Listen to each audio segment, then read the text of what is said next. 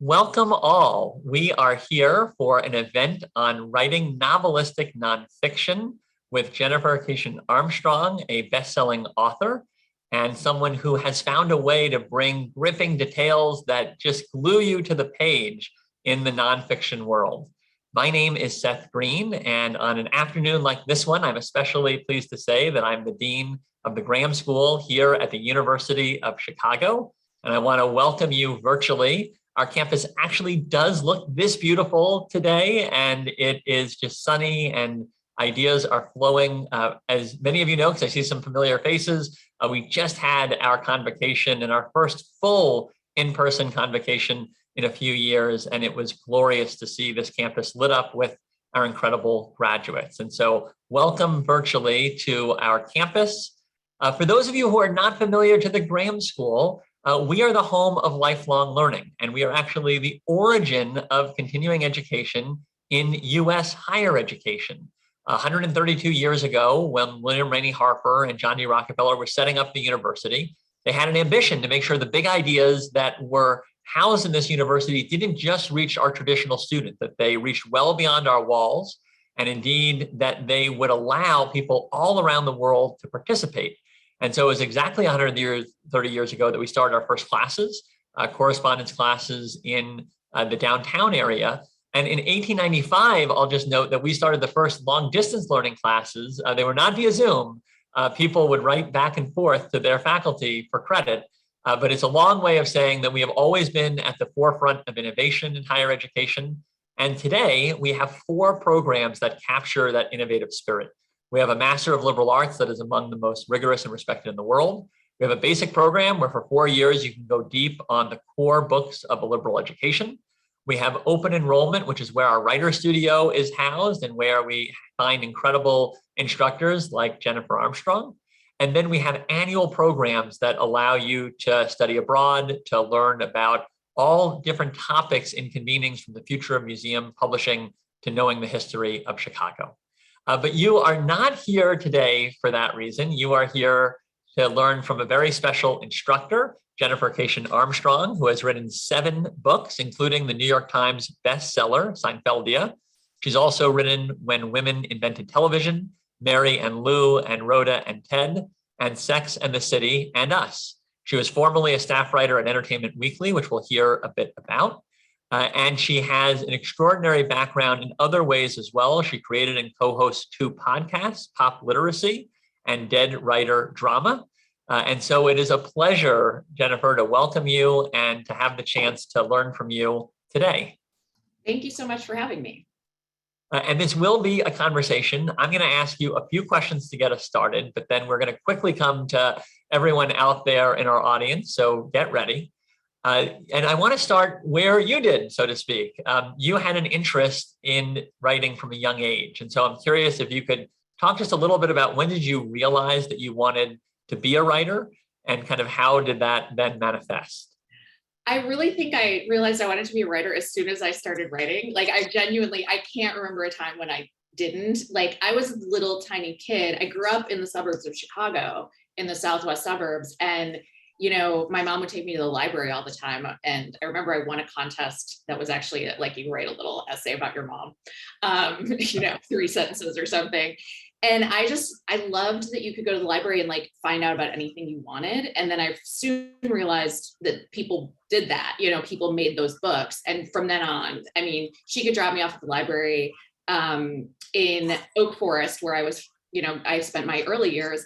And I remember I would just go through and like one by one, I'd read all of the Sweet Valley High books or whatever. And also I would get into like music or TV or something like that. And like, decide that I loved George Michael. And I would just go and look up everything about George Michael and spend the next week learning about him. Like that was just how I sort of consumed the world, and then figured out, like I said, that other people did this. And I mean, I wrote all kinds of things. I wrote plays that I made all my friends do in the garage, but, I wrote little essays, I wrote short stories, and my mom got me a typewriter pretty early, and I was just going to town all the time. So it's just always been a part of me. And then it just became like, what form is that eventually going to take, professionally? Well, so let's begin following that professional career. So I know you went to Northwestern Medill, and I know that already shows that commitment to writing. You come out and you talk about your first big break being Entertainment Weekly. And so, talk a little bit about how you came into that role and how you feel like it opened doors. So I had spent the previous, I guess it was like almost a decade before that. The first part of my career was at small local newspapers, because that was kind of like what Medill sort of championed. It was like, you're only a good American if you go in the middle of nowhere and write for a really small paper and go to city council meetings, which is partially true because it was great training. My first job, I wrote 3 stories a day, like Wow. minimum. And so when you ask me about writer's block, I say I don't believe in it, simply because like I was not allowed to. And you just do it, so it was good training for that. It was good training for reporting. And at all of those jobs, I would also always go over to the entertainment section, such as it were at any given publication, and be like, I will do extra work for you. And so from a very early age, actually from when I was still in college, I was writing like concert reviews for the Daily Southtown, for instance. Yeah. That kind of thing. And so I had all these clips, which is important because I was able to then go when the opportunity arose, when I moved to New York, through various connections and stuff, I got myself to like the HR department of Time Inc. And they asked me what my dream job was. And I said at the time, either Teen People, which was one of their titles, or Entertainment Weekly, which had always been my dream job. And I had said that as far back as at least Northwestern. Rolling Stone was on the list too, but they were a different publication company. So I had the clips, I had some experience, but I had reporting experience. And I was chosen for this. An assistant position opened up. And I learned later that, probably 100 people were in the initial batch of people vying for this job. I actually had to send out the rejections to everyone who didn't get my job after I got it. That was a very unique approach. I'm sure they appreciated getting that from you. That was my first task. And actually, in retrospect, I don't know if my boss was doing it on purpose or it just really needed me to do it. But it was a great learning experience. And I actually ended up saying to him, I was like, all these people, they have like Columbia, they just came from Columbia and their dad is like in charge of Condé Nast and they had all these connections and all these fancy things. Why did you choose me? And he said it was because I had reporting experience. He was like, we can give you the contacts. We can help you out in the entertainment part, which I had some experience in, but we could see that you had passion for the entertainment, which is what we care about. And how to, like, if we just say, go find that police report in Oklahoma because a star just something happened to him, we know you will be able to do that better than other people. So so it did pay off a little bit. And I eventually ended up at this was my dream job. And I was there for 10 years and worked my way up from assistant to senior writer. Well, I have to say, I'm totally thinking of, the scene where Anne Hathaway interviews with Meryl Streep in Devil Wears Prada, based on that kind of conception in New York, all of those dynamics. So we're going to come to writing, I promise, momentarily. I just have one more question, and then we're going to jump into authorship. But you're now a best-selling author.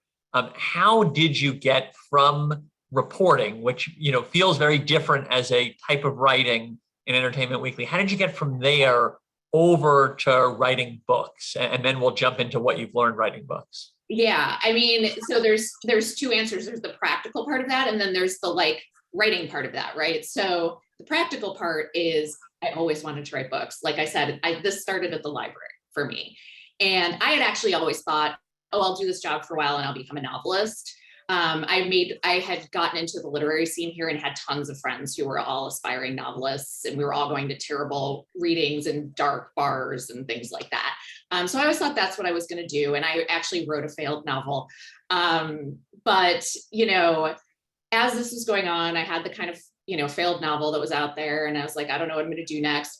And I was approached by an agent who had seen that I wrote an essay in like an anthology that was actually about how I canceled my wedding once.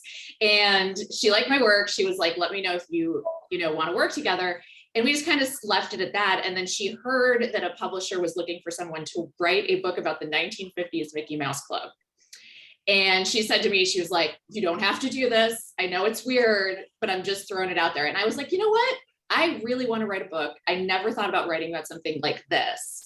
And, I'll learn about the 1950s Mickey Mouse Club. I had written a lot about Disney stars at the time and thought, this is cool. I'll figure out how to write a book. I'll figure out the 1950s Mickey Mouse Club, and I'll get to talk to a bunch of people who used to be Mouseketeers. And it was actually really delightful. Obviously, it's not my best work, but it was a good start. It was a huge learning experience. I mean, every part was just like, what? I mean, it really is different because you kind of think like, I guess I just went in it and thought like, I'm not going to think about how hard this is. But, there is, as you noted there, a big difference between even something like a 3,000 word magazine story and 100,000 word book. So learned a ton. And was able to kind of use that. And what really was great about it is I'd never thought about this kind of book. So I thought, oh, what if I could pick a show that I care about and mean something to me and do this kind of book? And now I've learned all this stuff. So that's when I pitched my book, Marion Lou and Rhoda and Ted, which is about the Mary Tyler Moore Show. And for me, that was intended to be the transition from writing, from having a full-time job to quitting and writing books, because I also felt like my first book really suffered from having to have a full-time job that was extremely demanding. And, having to write, but it was like write at home, write at work, go home for the weekend and write, take off a week to write, it was just too much. So I thought, if I'm going to do a great job, I have to quit my job. So I had to sell it for a certain amount, which my agent didn't know at the time. I had a number in my head. I was like, it has to be $100,000. And I was really lucky that it happened. I mean, I cried. And I don't do this. It's one of the few times that I can remember I was in my office at EW when I found out that I had sold it to Simon & Schuster, and I did cry. Well, it's a beautiful story. And I guess the only writer's block you had writing the Mickey Mouse Club book then was other writing that you had to do. That was what was blocking. And then once you got rid of that, you were able to fully embrace. And, I have read Seinfeldia, one of your books. It is insanely engaging. It, is just bringing the reader into all of these moments. And it's just, you feel the entire moment. And it's funny, my wife actually had gotten it for me for a birthday present. And, we were talking about it, and, she thought of it as just, she didn't, she knew I like Seinfeld. She didn't know that much about the book, but she thought, she would give it to me. I would enjoy reading it. But then I was like, no, I can't put it down. And she was like, but, it's Seinfeld, I mean, this is not like, anti-poverty or right. But what it was is it was just so illuminating to kind of give you detail and a strategy level about the show at the same time that was just intellectually very rich, in addition to all of the just fun as a fan of just kind of learning about the people. And so, what we wanted to do just with our conversation is kind of dive into how you do that. And so I know you have a step-by-step process that you've kind of built over time. Can you give a snapshot of that? And then we're going to jump into individual aspects of that step-by-step process. Yeah, and that's really what, to me, this is the key to exactly what we were just alluding to, the transition from writing magazine stories to writing a book, or at least a narrative nonfiction book. It could have been a different form, but I really wanted this. This was also, by the way, just nerdy side note, another of my dreams. Like, a specific thing that I was obsessed with is, like, I loved Tom Wolfe, for instance, Bonfire of the Vanities, et cetera, particularly his earlier work, which is all narrative nonfiction. Completely obsessed with him. And I kept trying to do it even at like my newspaper jobs. It was really, I was like this annoying person who was always trying to like inject it with all of this narrative stuff. And they're like, could you just write a story about, no, it has to be Tom Wolfe. So that was what I was always going for. And now here I was finally able to like put together all these different parts of what I was excited about in writing and reading. And I really learned how to do this with Marion Lou and Rhoda and Ted. And it was really a testament to, I was very, very lucky. That book was acquired by a man named John Karp, who is the publisher, or actually he's gone on to do even bigger things, but at the time was the publisher. So like the top guy at Simon & Schuster. He had tried to get someone else to edit it, and they kept leaving, the editors. So he finally edited it. And I really credit him a lot. It was almost magic voodoo a little bit. He like transferred it into my brain. He didn't do a ton of like on the page editing. He just gave me a talk, and then I suddenly knew how to write a book. But the main thing he said to me that I think is helpful to people is this reads like a really great, really long Entertainment Weekly piece right now. He's like, you will get reviews that are polite, but I see parts here that like are the thing, you know? And he's like, I can tell the parts you get excited about. So that's one thing, is even just looking for the parts where, you know, you're excited to sort of like retell that story. He's like, you're excited about this here. I can see that this anecdote about this woman writer and her past as a piano bar, piano player into writing for the Mary Tyler Moore Show is the big moment. And I put it in the middle instead of at the front. And I was like, you know what? I knew that. And I didn't listen to my instincts. So you have to listen to your instincts. You have to look for those stories that you think are really fun to tell, regardless of, don't worry about, you know, I was very worried about having famous people at the beginning, probably my training at Entertainment Weekly, all of that stuff. He's like, no, just go for the juicy stuff, go for the good stuff. And then it was all about building scenes. And that is the difference. You build some scenes in, you know, article writing. Usually you'll have one at the end or beginning, maybe one at the end. If it's long, a few in the middle, but it's, you know, this is where you have to keep going forward with your scenes. And it's not just like one little anecdote. And that was when I sort of started to really understand, like, oh, right, I really do need to be writing this like a novel to the best of my ability with the actual facts that are there.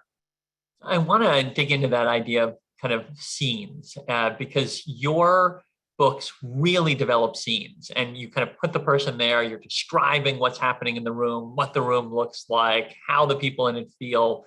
Why are scenes so important? And then I'll follow up with, you know, what makes a good scene as a writer?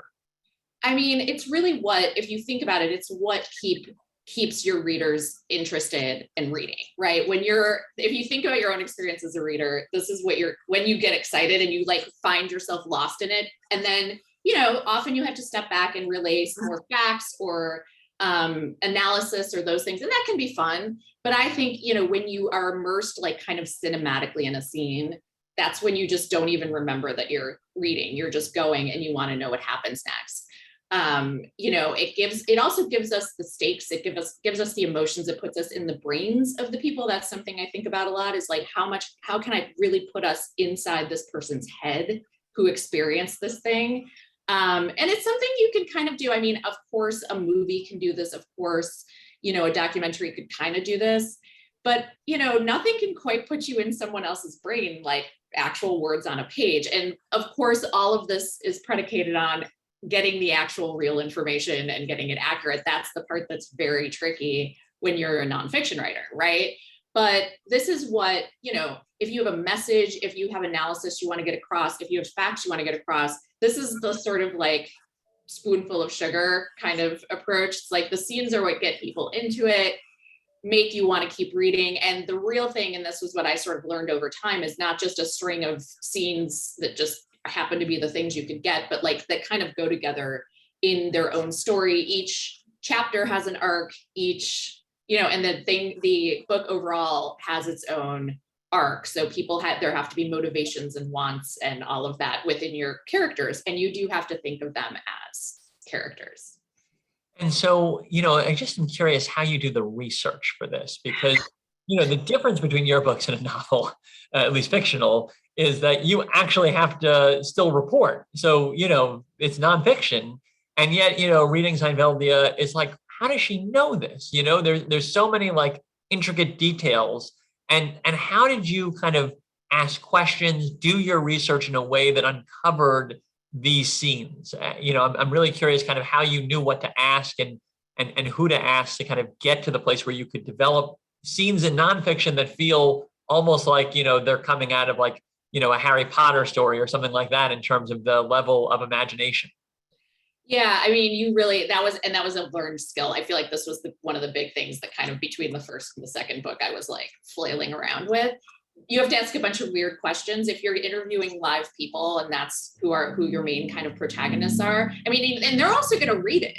So like, you know, you kind of do have to get it right. You can't just, blah, you know, I'm so jealous of my fiction writer friends sometimes. But I have at times, I mean, I try to do it in the interview itself. And sometimes you have to, if it's like a famous person, you're not going to get a second chance. So you have to be asking things like, you know, what would you have been wearing? And often, you know, if I like, Seinfeld is in the 1990s, right? They're like, I don't know what I was wearing that particular day. Okay, fine. But what, you know, most of the time it's like, there's a certain thing you would wear as a writer for Seinfeld. Like you would wear a suit one day and then jeans the next, right? So tell me your typical outfit. Now I can put you in an outfit and say, you know, he would have been wearing his, you know, classic uniform of a hoodie and jeans. Great. Now I can picture him. Get pictures of the person from the time and describe what they, you have to remember, they look different now than, you know, then than they do now. So describe them from at the time you want, and you just have to, I think, kind of cinematically, you know, so thinking of what the camera, how the camera would pan around, what it would want to focus on, and also the sensory details, right? So the more of those other ones besides sight that you can get in, the better off you're going to be. I mean, smells tricky, but you never know. If they happen to say they're in a cafeteria, you could be like, what would it smell like there? Food, if somebody's eating food in a scene, great, let's find out what they eat. And again, they probably won't know, but you could be like, okay, well, what would your typical lunch be from the canteen? Yeah. That kind of thing, you know? And so all of those details, you just have to get one way or another, whether it's from a live interview or like my last book, When Women Invented Television, was a lot of archival research. So you can't pick and choose what's out there, but you can dig really deep into the archives, and people wrote letters and things like that. And you can pull all of these details. And I will tell you, one of my favorite tricks in the world is you can always look up the weather and in any place on any given day. So you can always find out, like, it was an unusually beautiful day in February in Chicago near the lake when blah, blah, blah, you know, you can always and create a mood one way or the other with that one. And it gives you a real felt sense really quickly. There's a reason we always talk about the weather.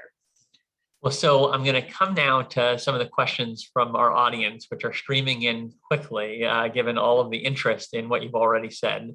I'm going to start with Nancy Bishop, who asks about that step-by-step process. And, you know, I know you're going to be teaching a course at Graham. We're really excited this summer. You know, just give us a snapshot of kind of what that process looks like, how you'll be covering it in the course. Yeah, I mean, it's really about, you know, the research. That's a huge part of the class, is talking about the research, because if you don't have that, you're done. You have to get these things that we were just talking about. So probably a good half to 3/4 of my process is like the research part. So some of that is interviews, and we talk a lot about interviews because it's a weird thing. I taught a whole class about interviewing once. It's a crazy, you know, interaction to have. It's very unnatural and everyone's uncomfortable. So, but learning the specific questions in this case, where you have to be like, I know this is weird, but what kind of car did you drive in 1993? You know, like that kind of thing. Even being able to go back and follow up, I've had certain sources where I can remember, you know, emailing the Seinfeld writers and being like, what kind of car did you have? So, you know, a lot of it is that, or also figuring out alternative ways to get some of this information. So some of that is archival research, some of that is just your basic library type stuff. You can get a lot of stuff, at least in my world, from like magazine articles from the time, interviews from the time, all of that stuff. You kind of just like pull it all together, and then you have to sift through and figure out which, you know, the big thing is like, what are my landmark scenes? How am I going to build them? What else do I need now that I know? You start to see energy around, oh, 3 different people mentioned this one incident. Okay, that's going to be a big scene. And then building, like I said, also all of these scenes into arcs that are like, you know, first on the kind of like page level, then on the chapter level, then on the whole book level, so that it feels like you want to keep moving forward. And you do it. Some of it is cheesy, but it works, you know, when you end those scenes with little cliffhangers, like he had no idea what was coming next, you know, like that kind of, hopefully a little better. Because I hate when people tell you that people don't know what's coming next, because that is how linear time works. But you know what I mean? Like he never could have guessed that, you know, whatever, that kind of thing really keeps people going. And you have to do that at the end of your scenes, at the end of your chapters for sure. So they want to keep reading. And that's how you build it up. And so I always think of like, I have these gigantic outlines. By the time I'm actually going to write, it's almost written, it's just in really crappy note form. And then I can kind of translate it into prose and then add the extras that make it feel literary. Because that's part of this too, right? Is adding in things like metaphors and just better description and more poetic stuff at the end, so that it really shines and feels like, as good as a novel. It makes so much sense hearing you describe that, having read one of your books, because you introduce the characters, you kind of give them a certain personality, and then that plays out throughout, right? So in the beginning of Seinfeld, it's like Larry David is this kind of harsh comedian, and he has a kind of dour way, and Seinfeld is kind of the golden child with all the smiles. And then, that kind of plays out throughout the rest of the time. He wants to can the, show early because he feels like cynically it's not going to go well. And so it's just really interesting as you describe that to just see how it builds this narrative that as a reader is very linear ultimately in terms of just kind of bringing you through that storyline. I want to come back to the questions we have here. We have another question about kind of describing the concept of scenes. And if there's like a specific example almost that comes to mind of a scene you've painted in one of your books that is particularly memorable to you, and just kind of sharing what that scene looks like, which I know is tough because you're used to doing that on the page, but we're putting you on the spot. I'm always happy when this happens and I'm like, oh, good, I have an answer. I actually do have an answer, and it is from my last book. I am a big fan of my last book. I feel like somehow they start to exist outside of me, and I feel like I can just do that. These women meant so much to me. I told those stories of 4 women of early television who were pioneers and whose contributions have been much forgotten. It's called When Women Invented Television. And I actually really love it. I think I teach a few of my own scenes simply because I can then tell them how I put them together. And I believe I'm teaching one of these scenes, and it's the very first scene in this book. There's a woman named Gertrude Berg who was a huge radio star, and she in the 40s. And so she was on the air for 17 years through the Depression, through World War II on CBS radio. And her show kind of came to an end. It was on for 17 years. And then she had the idea, like TV was just coming up. She's like, I could just start this all over again, kind of the queen of reboots before they existed. So she's just like, I'm going to start this on TV. And, went around to all the networks. They all said no. She felt like it was maybe because she was older, she's in her 40s now, maybe because it's about a Jewish family and we're going to see it on screen and it's going to be obvious that they're a Jewish family. Wasn't sure, but she was real frustrated and she was very determined. So she went to the office of William Paley, who was like a legend and the head of CBS. And so this really well-dressed with her hat and her gloves. She loved to dress elegantly, even though she played a frumpy housewife on TV. She's a big woman. She walks into William Paley's office, and he is a titan, and he's handsome and he's debonair. And, she walks into his office. She could at least get this appointment because of her relationship with him. And she said, I kept your network alive during the Depression and World War II. You owe it to me to put me on television. And he did. So, there's a little more than that. Like there's a little suspense into that because he doesn't say yes right away. She gets the call like the next day. But I love this scene, and it's the perfect example of this, where I knew when I read about this, I was like, oh my God, can't you see it in your head already? Like this woman kind of facing off against this man who's and it's everything about my book too. It's about a woman facing off against a powerful man and getting her way, and it shows her power. She was super charismatic, and she ended up being basically the first big star of television, so it worked out. But from there, I knew what I wanted to build, and it became, I visited the building that this office was in. I looked for pictures of his office. I looked for pictures of him, all of that stuff. Then that's when so you can see exactly how that works. Those kinds of scenes, especially like the big ones, you sort of know your set pieces, and that's like a classic set piece. So we have some questions here that I'm going to kind of put together from Laura Snyder and from Leslie Storino. And basically both of them are asking about how you balance between kind of a novelistic style and credibility. And some people here may even be coming, from an academic standpoint where, they may go with a trade press, but they still want their book to be able to be read as, academic quality, which I know is a different, incentive structure than as a kind of more, public writer. But just curious, kind of generally with that backdrop, how do you think about that balancing act and, getting to a place where you have that scenery that makes us all gripped, but still maybe it remains like credible nonfiction? It's super important. It's so, so important. And it's something I've studied a lot with like looking at the work of other people. Like Eric Larson is like one of my and we talk a little bit about Devil in the White City in the class. He's meticulous if you read about his approach, but also Susan Orlean. There's a bunch of people who are my idols, and I read about how they do their work all the time.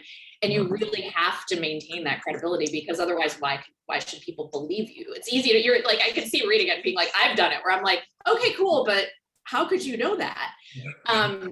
And so you have to like, we're going to talk about this in the class, but there are like tricks you can do, first of all, and not like tricks like bad, but things that you wouldn't notice as a regular reader that people are doing all the time. Like even something like my outfit thing that I mentioned, like, okay, we don't know exactly what he was wearing that day, but we say things like he would have been wearing, he was likely wearing his classic outfit of blah, blah, blah, means we don't actually know. Maybe he did wear a 3-piece suit that day and he forgot. But so we're hedging our bets. We're saying he probably was. There's a lot of probablys. There's a lot of, he might have been, I've seen people go so far as like, she must have been thinking blah, blah, blah. I wouldn't go quite that far. Getting in people's heads is a little tricky, and I try to stay out of them unless they've told me directly or I read a letter. But stuff like that, or even just like most people would be quite scared in this, so you'll see, if you read closely the masters, you'll see everyone kind of hedging their bets if you look really carefully. And to me, that's anytime you aren't absolutely sure, as long as you signal to your reader that that's true. And also signaling occasionally where it's coming from is another thing I do a lot of without getting too far into it, is just saying like the way he remembers it. Great. Now we're in his recollection, because my God, I am terrified of other people's memories. I just shudder to think of it. Memory's so faulty, but this is all we have. So the best we can do is to try to verify with other people who were there. And if not, just be like, here's the way this guy remembers it. And at least that there's an emotional truth to that, right? If he remembers it that way, there's something about that story that tells us something, even if it's not totally accurate, as long as you tell your readers. That's the big thing. Well, so Eric Vanderwall has a question that may be especially relevant after we just saw a defamation suit make major news. What are the legal or liability issues with writing about living people who might object to accurate but unflattering portrayals? I mean, I'm not a media lawyer, and my books are usually, if you go through a major publisher, they're lawyered. So I will eventually get a call from a person I've never heard of, who's usually extremely brusque, and will say things like, well, when you call this person a liar on page 54, we have to change that. And I'm like, I didn't know I was doing that. That kind of thing. But my understanding is that truth is an absolute defense. That's what Medill taught me. So if you are actually being accurate, it actually shouldn't be a problem. Now, I'm interested. I'd love to hear, so I haven't seen this yet. Someone smart telling us the implications of the specific trial that was just referenced. I don't know if that has relevance to what I do or not, but my understanding is, there's that, and I'm lucky in some ways in that I write a lot about famous people. The bar is a little bit higher. You have to show actual malice. So you have to show like, I intended to wreck your life with this falsehood. But mostly my understanding is that as long as it's true, and then you would be fine in a court of law. Doesn't mean you can't get dragged there. And I have actually been working on getting myself liability insurance. So thank you for reminding me to make that call again, because I did not actually finalize it. But yeah, it's always a concern, and certainly like people will threaten it, and it is part of the risks involved, but truth is good. We have questions here about agents and proposing books, and two parts. One, how do you find an agent? And there's another set of questions about, does it ever make sense to start writing a book before you have an agent, and how does that influence things? And I don't know if that's ever been something you've done with any of your 7 books.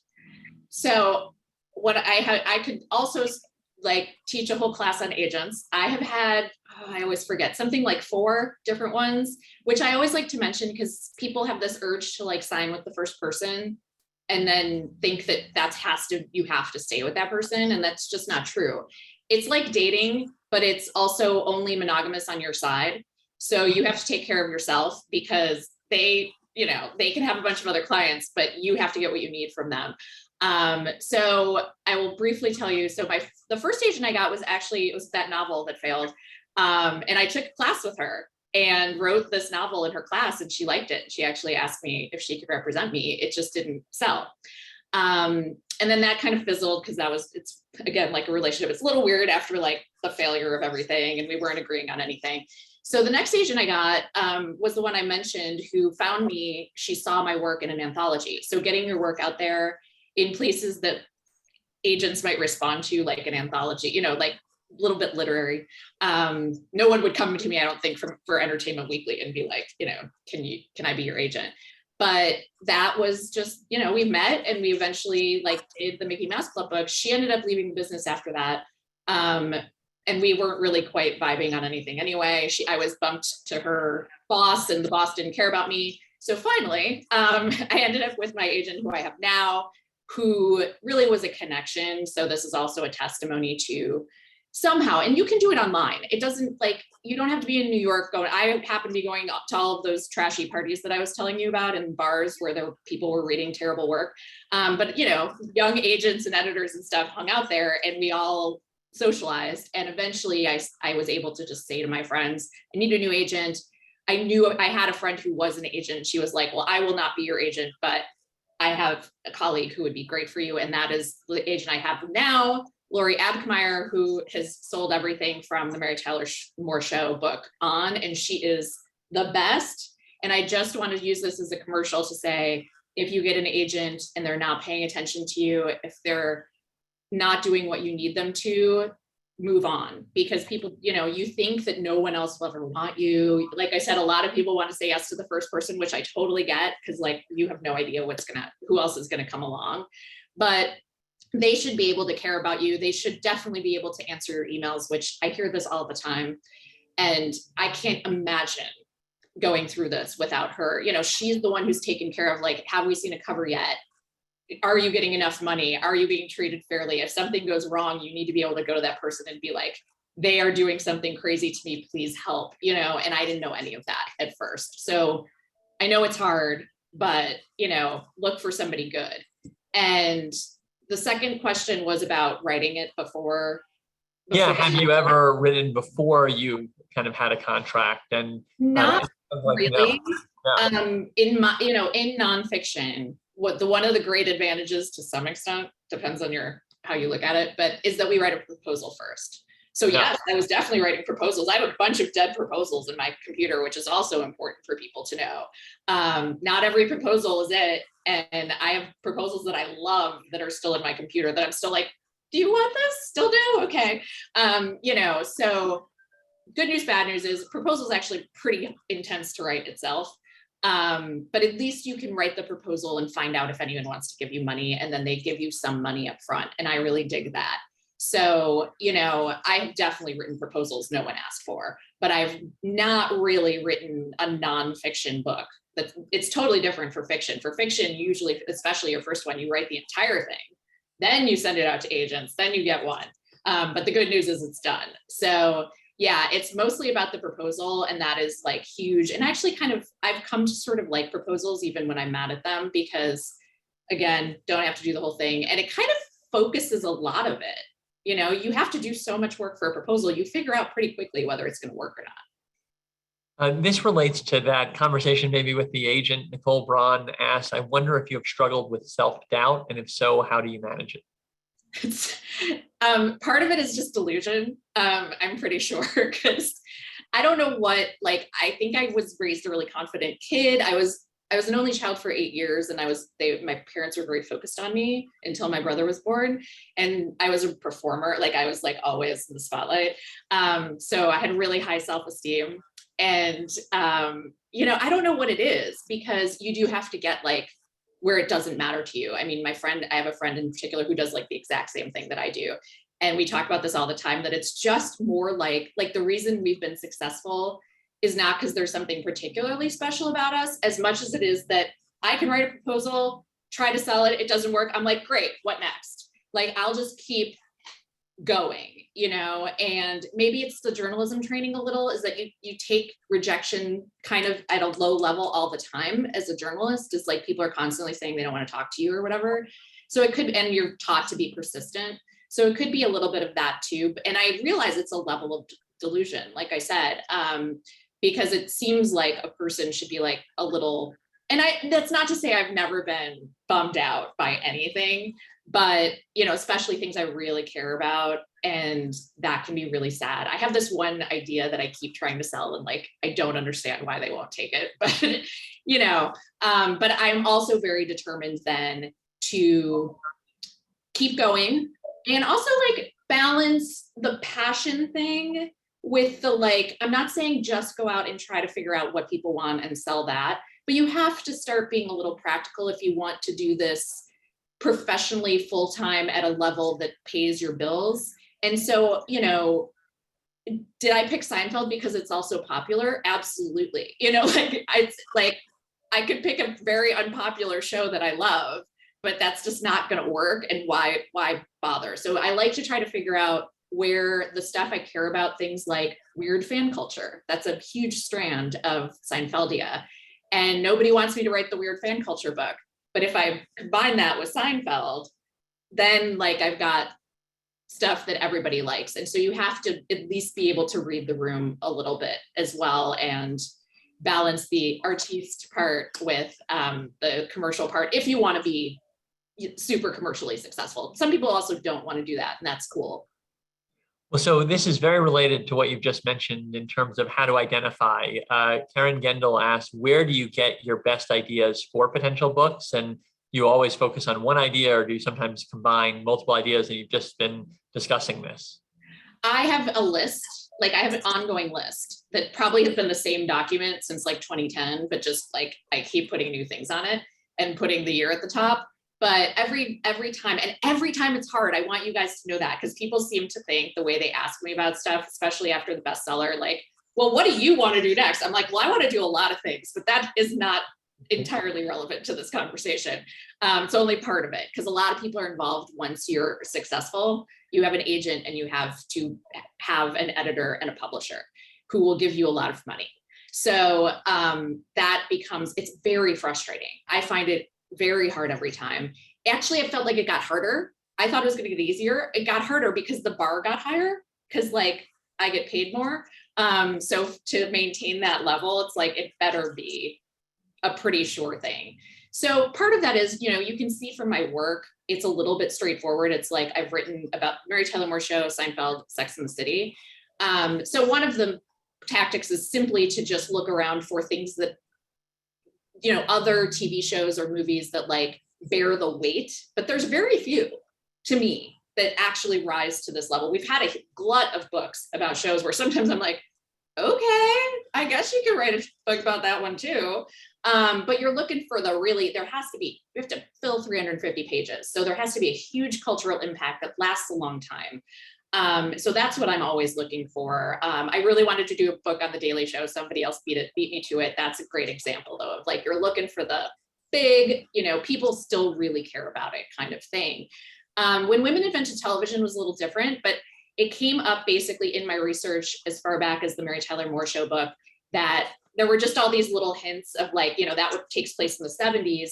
And a couple different things came up where people told me about women in the 50s and even 40s doing stuff that was not just in front of the camera, but behind the scenes, writing, producing, creating. And I was a little like, oh, I had no idea that that happened. And so I kind of noted it and eventually went back to that and really dug in to do some research to see like, is this really true? Because I kind of saw it as like a hidden figures for early television. And once I did the research, it was like clear that there were a bunch of women before Lucille Ball. And I thought, well, there it is, you know? So you're always looking for things where there's a real story. I will mention one more example before I'm done, which is just my initial example of the Mary Tyler Moore Show. It wasn't just, it started with, here's a show I really care about. And it was really big in my life and influential. And I noticed that women that I was talking to currently for EW also mentioned it all the time. So I was like, okay, there's still relevance, right? And then once I did the research, I found out it was the first show to have multiple women working on the writing staff. And to me, that's the story.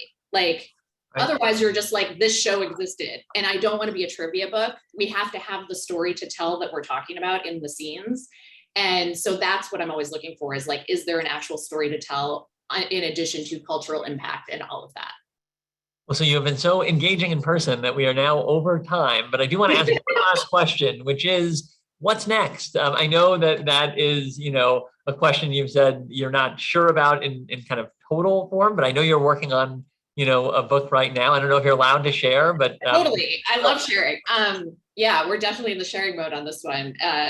Not available for pre-order yet because it's very far from being written, but I'm working on a book about Mean Girls right now, the 2004 film, and it's long and weird afterlife online, all the way up to the Broadway play that is now being made into a movie. So kind of staying in the realm of women in comedy, but very much moving forward in time. So I've been having a lot of fun living my life in 2004 right now.